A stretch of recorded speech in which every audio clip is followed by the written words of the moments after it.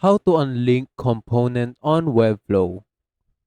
Hello, welcome to our channel, and in this tutorial I will teach you how to unlink components on Webflow. So please watch till the end to properly understand the tutorial. And if you guys are wondering, you can check out the Webflow website using the link down there in the video description below. So without further ado, let's get started. So as you can see, I'm already in my dashboard.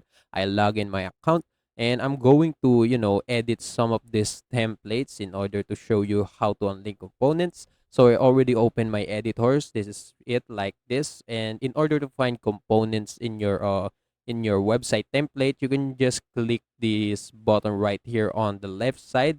As you can see, it says components, and if you click that, it will show you all the components that you have in your website, and each components has their own instance that is linked to each other, and this is how we're going to unlink them. So I'm going to choose a component. So I'm going to choose newsletter, and it will redirect me to the position of that component. So this is the newsletter components, and in order to unlink this one, you just need to click right click on your mouse, and after you click that, these options will appear. And as you can see on the bottom part, you will see unlinked instance, or you can actually use shift control A for the shortcut, but you can also use this one. And as you can see, if I click it, as you can see, this instance on the components will be unlinked, and I can actually edit each instance because they are now unlinked.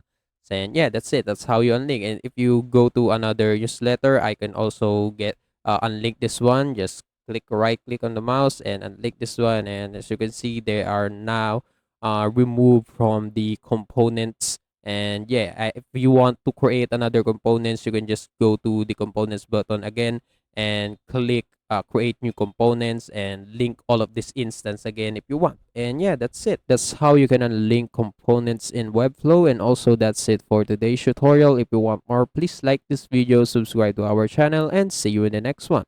Bye.